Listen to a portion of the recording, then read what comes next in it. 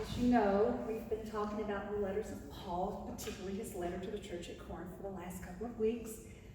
We've got this week and next week. For those of you who've said to me, oh, the letters of Paul, they're wonderful. One more week. For those of you who are ready for them to be done, one more week. But you know, I really think they have a lot to teach us, because I don't know of any church that really wants to be serious about its growth, spiritually and every other way, that doesn't benefit from the teachings of Paul. Both the triumphs of the church and also the difficulties of the church, because every church has them. So today, we'll talk specifically about how everyone has a role in the church. That there's a place for all of us. We need all the different viewpoints and aptitudes and acumen of the church. And we'll also talk about the role of the Holy Spirit to inform and infuse us as we do that work, because we can't do it in our own spirit. We do it with the spirit of others and the Spirit of God most of all. And then next week we're going to talk about the last letter in this series, and that is a letter that Nancy Wyden wrote to the congregation. 3 pastors ago, from one pastor to the next, that was then passed down to me, a 4th pastor, who knew that one day she would be dying and she had no heirs. That will be the final letter that we'll talk about, at least for this while. So if you'll permit me, I'm going to start my conversation today with you, my sermon today, with a little bit of coffee talk. You'll understand in just a minute why. One of the things that I've been trying to do late with the church is to schedule coffees with some of you that I don't know quite as well, or who've asked that you might schedule some time with me.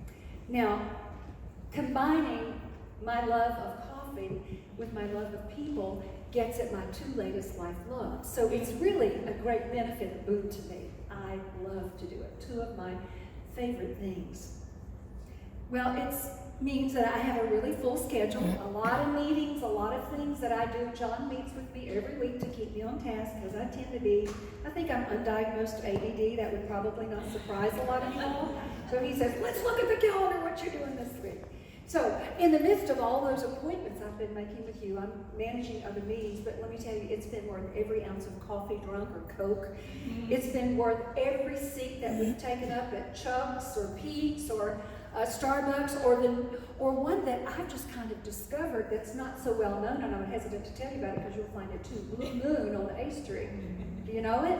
It's very quiet. It's a nice place to go. Just don't tell anybody about it. I also like lunch spots too, and my favorite is Holy Taco, not just because it's holy, just because I love it. And maybe you have a favorite place that you can take me to as well. But what I really am trying to do is understand more about you, who you are, kind of my best thought as I sit and meet with you. But also, what makes you tick? What makes you connected to this church? What do you love most about this church? What puts a knot in your stomach, or what are you most excited about? If I haven't invited you out yet, please tell me that you're interested. Email, text me, call me, talk to me after the service, or I'll come seek you out like I have some of you that I want to know better. In a time where folks are looking for more of a sense of peace and hope, and there seems to be kind of a short supply of that, or it's compromised somewhat by the way we think about our world, then I want to ask these kinds of questions. This question, the first one in your bulletin: what is one of the most wonderful church experiences you've had? Or one of the richest persons that you've known in the church, and what makes it that way? So I'm asking you to think about that with me right now, and if you feel comfortable naming it, what? A wonderful church experience you had, and who or what made it that way? Whether it's this church or another church. Yeah, Wayne. I went my very first time at church. I went in a 105-year-old church in Roanoke, Texas, and they had a bell choir. And I sat in the back, and the preacher, Gary Mueller, who's still some sort of district hero in Plano, Texas, I was sweaty from the show before and all that night, and he hugged me on the way out. He said, wow. An 105-year-old church in Texas, to hear a bell choir play, was all sweaty from a show he had played, and the pastor just went up and hugged him anyway. Gary Mueller, you said you remembered his name. You remembered his name. Oh, Al. Significant, a significant experience. Pat Wagner. Well, I think a lot of us have had wonderful experiences at camp, whether it be handheld camp with 40 other bringers,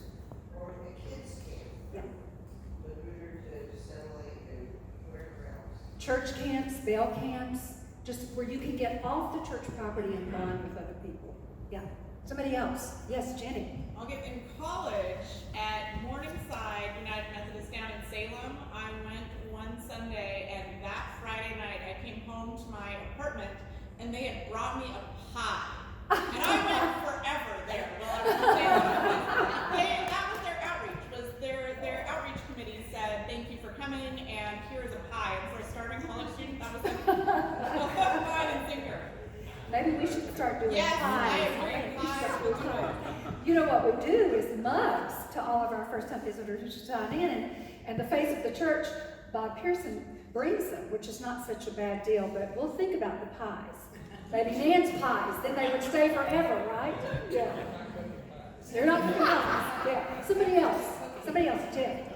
I think it wasn't like one experience, but it's an experience that in being in Stephen ministry and spending time with people, that one-on-one time in prayer and conversation for me is always just the best. If you know anything about Stephen ministry or our one-on-one congregational care ministry, the time that you spend with that person receiving your care, the private things that you share, just the culmination of that whole experience of providing care for someone. Well, and what they give back. What they give back to you, the Yeah. mutuality. Yeah. Exactly. It's not that we're just giving, it's we are supremely blessed by that.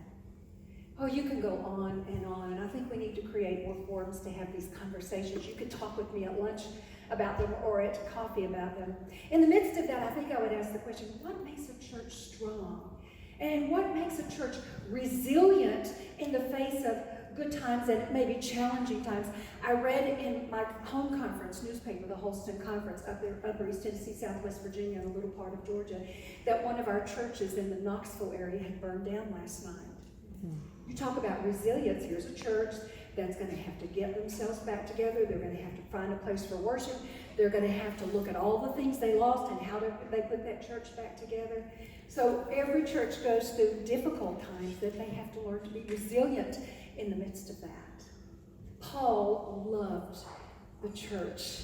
We have no record that he was a father himself, but I think that he considered all the churches his progeny, which is why I think he texted them and emailed them so much, and why he expected them to behave well. Because you want your children to behave well, right? So to take the edge off of this, for some of you who struggle with Paul, think of it as love letters to the church. This is what I want for you. This is what I believe in you. He would offer counsel whether solicited or not, but he was their daddy. And part of what he tried to say to this church at Corinth in this particular letter, this particular day, is, you know what, even though you're focusing on noble things like who baptized you, that's great and wonderful, and it is a rite of passage into the church, but that's not the most important thing. It's not most important whether you're the greatest superlative or whether you've got the most power or recognition. What's most important is that God is the one who gives all of these gifts, and you should be focusing on God and not who's who in the Hall of Fame and the Hall of Mirrors of the church. So Paul intimates that too much energy spent on the wrong thing eclipses the main thing that the church should be working on. The main thing the church should be working on is love of God and growing in deeper relationship with God, love of neighbor, love of self, and doing good for those around us. But churches, a lot of times in the midst of doing that, get caught up in other things and agendas that are not helpful. Now, folks, every church does this. I just named a couple. Things like, what color of carpet we should have, or should we have carpet? Or, can people take their coffee in the sanctuary or not? Now, come on. Or, in here, I mean, we went round and round about, do we have all chairs or do we have some tables? We felt like we needed some tables for those that weren't able-bodied, but some of us who are able-bodied just really like our tables. Amen. We've got some table sitters there. It's okay. But those are all things we discuss among ourselves, and that's all right. And that's okay, but we don't want those things to become the focus. Our focus should be, what is it that creates the best atmosphere where we can pull people in to a knowledge and love of Jesus Christ? How do we facilitate worship and community? Those other things maybe will take care of themselves. So, The prayer and discipline of every church is to learn to drill down, to really decide what is the most important and unique thing that we can do as a church community. We cannot as a church be all things to all people. We simply cannot do it. One of the churches we built in Atlanta was in a fast-growing community. I think I might have told you all this. We decided that we were going to have a focus on families with children and youth. It didn't mean we didn't do adult ministries or single ministries. It meant that we were going to put our money and our dollars and build our new building around families with children and youth. Other ministries were given things, but that was our focus, and we were clear on that, and the community knew that. So discerning what is kingdom business is risky because there are so many noble and wonderful things we could do. Drilling down and deciding what the most important things are is the challenging thing. There are three things that I think we can look at to decide how to drill down. One is, how can we as churches and the community cooperate with each other? We formed an interfaith sustainability network. I think I told you about that. I helped co-chair that. We've already got a network of churches in the area, Mormon, Baha'i, Presbyterian, Baptist, New Thought Life Center, all over the map. We've already got a structure for how we might be able to do something together. I just sent out an email yesterday to about 74 people in those connections saying, we want to do an Earth Day together. We want to do one at our church, but we also want to do one in the community. So using those forums for how we can best serve the needs in our community. Number two, we have to know the demographic of our own church. Who comprises our own church? Now, granted, folks, I'm a pastor who's by nature, I'm a change agent. I can't not be, it's in my DNA. But we don't change just for change's sake. We do it because it's the right thing. Have I talked a lot about millennials, nuns, and duns? Of course I have. Because as we die out, if we don't sustain the church, we won't have a church. But in the midst of doing that, and meeting with some of you at coffees, I've learned that I've not been really focusing on one of our great demographics, and that's our older adults and our adults. And so I sent out an email to about 15 or 16 of you yesterday saying that after some prayer and Holy Spirit inspiration, I think it's time to build on the good work that Joyce did and start an older adult council or a prime timers council. Or in one church, we called it the upper crust council, and talk about what kind of things do we want to do with our older adults. You know, can we do some restaurant outings, or can we do some more education and have more insight into what feels good for them in worship or service or interest groups or book clubs or day groups or restaurant outings or fitness and health. What a great thing. And so if I've not sent you an email and you're interested in that, tell me. We're going to have a meeting on March the 11th or 12th, whichever time is best for you, during the daytime. How many times do we have meetings at night? And older adults don't drive at night. A lot of them don't. That's just an oversight. We don't think about those things. So, focusing on cooperative efforts in the community to identify what our main mission needs to be, looking at our own demographics, and then third, looking at the demographics of the community. What is out there in the community? We did a demographic study as little as a year and a half ago, and we already know a lot of who's out there. We've got a lot of older adults, and we have a lot of upwardly mobile folks, families with kids. So what are we going to do to get out into the neighborhood and build capacity about what's needed? Folks, that's part of why we're bringing in a new associate who has community organizing skills and gives to do those one-on-one connections to the community to know what is it that we might need to do to reach out to that. Jenny and I headed up to Lewis and Clark to say, tell us about your ministry here with the college students. Is there any way that we can intersect with you, interface with you? And so that's one of the things that we'll be looking at. What if that study proves that there's a new kind of worship that's needed, not inside the church, but maybe outside the church? Maybe that study will prove that there's more of a need for preschool. We already know that. Check. We're in the process of looking at that. Sarah Collins back here, lift your hand, Sarah, one of our new members, is the interim director of that preschool. She's already got an office down there, kind of a mini office working away. So what if that demographic study proved that we needed to have a support group for caregivers of those with chronic illnesses? Or a yoga or fitness. Laura Muir said to me last week, wouldn't it be great if we had some yoga? And all week long I've been looking for spaces in the church. How can we provide a space for yoga and fitness? Because that's the rage. People love to do that these days. What a great thing. A good litmus test for the church is this one. You've probably heard this question. If the church burned down tomorrow, what would it be missed for? the building. Besides that, what would we miss it for? Community. The community. Every church is a community. That's great. What? Your drums? Think about that. Pickleball. We've got a few. How many people are coming to pickleball these days? How many people in the community? More in the community than in the church. We are right now known for our Chinese preschool, our play park. Those are great. Are those the things we want to be known for? Are those on purpose or by accident? That's something to think about. That's great, but is there something else we want to be on purpose? And how are we going to make that happen? Are we willing to put staffing dollars behind it and people behind it and volunteers behind it? Those are some really important questions to ask. And who makes that decision? Well, the church council makes that decision in conversation with you. But remember, are we known for what we're known for on purpose or by accident? And both can be good. Back to the text before we close. I planted the seed, Apollos watered, but God made it grow. I've never been a gardener, as you heard me say, but my next door neighbor in Tennessee, next to the parsonage, Miss Ruby, was 85, and she had a garden to beat any garden I've ever seen. And it was prolific.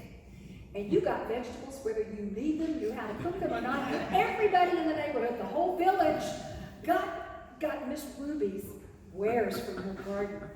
I don't know a lot about gardens, but I know it takes a lot of different things to make a garden work. First of all, it takes someone with a dream who's crazy enough to do it, right, to plant one. Good dirt, the right location, seeds or plants, or good distributor, good equipment, a rototiller, a spade and shovel and knee pads, and you know what else? I don't know what else. Fertilizer, rain and sunshine, and ample supply of each, and God gives those. And a good hose or watering system if you're not in a Oregon climate, right? And weeders and harvesters and consumers and all of those things. It takes all of that. Paul says we are co-workers in God's service. We are God's field, God's building. In other vernaculars, we are God's planting, God's tillage, God's husbandry, God's farming. We are God's temple, God's church. And how are we doing this? As co-laborers, co-creators with the Spirit of the universe, building church and community and capacity and forming relationships through the power of the life-giving Holy Spirit that it's hard to resist, who gives us strength and power and creativity and ideas and unction and all of the things that are part of making the church work. That's what I hope for us, that we will realize it takes a whole village of us working together to do this thing called church and to do it well. And most of all, it takes the Holy Spirit infusing us to do things that we thought impossible. Will you be part of that movement and step out with me in faith? If so, amen. Amen. Amen. I can't wait to see what God is going to continue to do with us. Thanks be to God.